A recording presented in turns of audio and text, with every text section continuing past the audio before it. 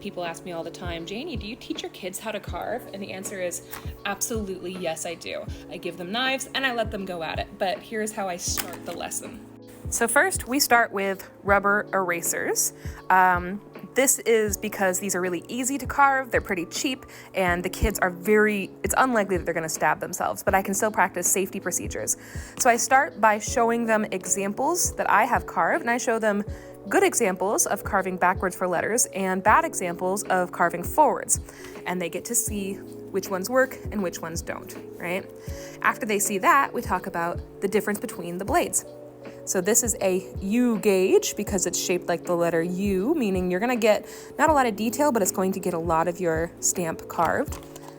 And this is a V gauge, which is shaped like a V, and that's how we get our details. I tell them we're gonna use these around the shapes. We have to design our stamps. They usually do that right on the eraser, since this is not a fast project, it's fine. Or I give them a piece of scrap paper if they're insistent that they want to write letters. They practice doing them backwards. This is so funny. This angle is flipped backwards, so it looks like he didn't do it right, but I swear he did. He did it backwards. And I check the designs if they want me to. If they don't want me to, I don't check them. It's fine. My main concern in this lesson is walking around and reminding them that their fingers can never go in front of the blade. Constantly. I'm constantly just walking around and saying, check your fingers, check your fingers. I'm sorry, check your fingers. Where's your finger? Where's that finger? Anyway, the amount of times I said that this lesson genuinely is gonna haunt me in my sleep. But this is important because they have to learn how to use these correctly, how to carry them correctly, how to store them correctly. They have to learn that if they touch their finger, it's going to carve out their finger. Anything that it can do on the eraser, look at this one, somebody got angry. Anything it can do on the eraser, it can do to your finger. That really freaks them out, which I like. So for this class, honestly, we have a mixed bag. This is not a great example. Clearly they got frustrated, so I'm gonna make them print this. They're gonna have to see what it looks like, and honestly, it's gonna look pretty cool. It's gonna look abstract, and they're going to have to, come to terms with that. This one I think is kind of cool. He's doing something that I didn't think about, but you know what? Good for him. This is a really creative kid. I am interested to see how he's going to tackle the face. My guess is he's going to carve away the face and just have the details. That's what I'm going to ask him to do. This one was a success. Let's find some other successes. This one, not yet. You can see they tried to print. Oh, and actually this one was a success. And again, they did all of these backwards, but the camera is switched. This one was a success. I'm going to print some of these so you can see what it looks like. I did have one that tried to sneak by a curse word.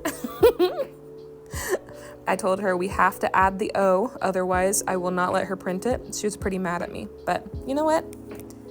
I don't need you to like me. Ugh. Let's try printing some of these. This might be a little hard to do one-handed, we'll see. This is his little abstract work. I love this kid so much. He was like, what if it doesn't look like anything? And I'm like, dude, you're in the right place. Art does not have to look like anything. Let me see if I did that correctly. I did! He even did another side. I love these little abstract ones. We're learning that it doesn't have to be anything special. Perfect. That's a success. This one cracks me up. Again, it's gonna look like it is not printed correctly. I promise it is. Let's do this. Shout out to some people who donated to my classroom last year. People donated, amazing, good job. People donated all of my ink and they donated all of these erasers. And that made a huge difference because honestly, we won't be able to do this without you guys. I won a grant. I won a grant this year for $1,200 to do printmaking. I was so excited. I was able to, I'm wanting to order shirts. We're going to tie-dye our own shirts. We're going to carve on linoleum. We're going to be making an entire textile printing. I won the grant back in January. The money, I just found out, has not been deposited. I've had to track down all of my orders. I've been trying so hard to be very sweet while also being really firm on we need to use the grant money. It's almost done. Guess what?